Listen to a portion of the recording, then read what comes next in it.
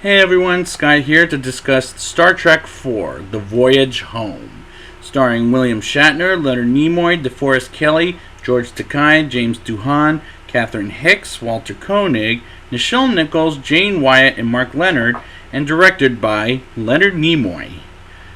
Now let's just get into this. As I have seen this before, I don't remember too much about it, but there might be some things I remember. The Klingon people are angry with Jim Kirk, returned by William Shatner after killing Commander Crudge, while Bones, returned by DeForest Kelley, is trying to make Spock, returned by Leonard Nimoy, remember who he is, as well as his Vulcan ways. And this is handled much better than the search for Spock, and Leonard Nimoy does a better directing job here than last week, and where I can understand how this world works. And with the exception of The Wrath of Khan, the other Star Trek movies can't make me engaged and their plots.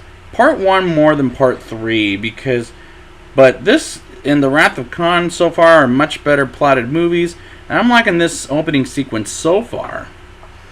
Jim takes his crew back to Earth and puts Spock back to his position on a green Klingon ship they stole from the last movie, which to me is a little risky, but he can't remember much about his past.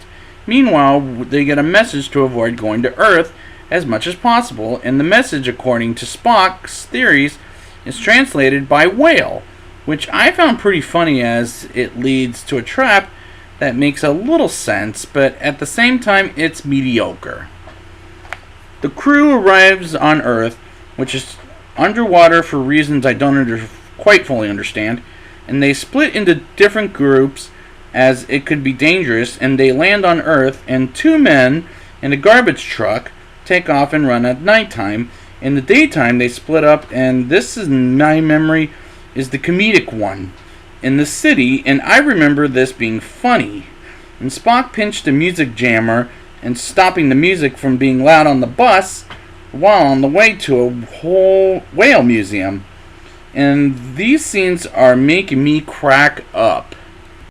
As it turns out, Uhura, returned by Nichelle Nichols, and Chekhov find the USS Enterprise in the water by the bay, which is convenient, but it makes sense. Meanwhile, Jim and Spock find a woman who works at the museum named Jillian, played by Catherine Hicks, and Spock communicating with a whale while at the museum was comedically funny, and she gives them a ride, and Jim talks to her about who they are and where they came from, and I found these scenes hilarious. Chekhov gets captured by a group of men and escapes after being interrogated and gets knocked out again and again gets captured. Jillian finds out the whales are gone, and Sulu, returned by George Takei, as he was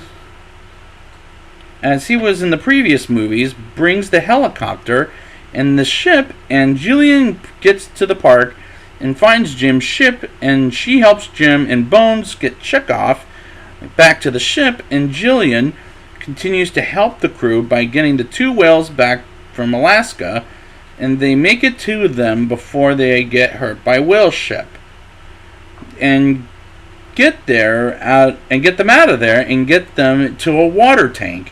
And I like that sequence, and it was a lot of fun for me. The ship gets underwater, and Jim goes underwater to save the whales, and they get out of the ship safely, and all thanks to Jim. And this is where it gets weird. The whale communicates its own language to the noise we heard earlier in the film, and gets the computers back to normal. And I like the climax as it's very convincing. For example, Jim is back from being admiral to captain again, and Spock is back with them, so yay.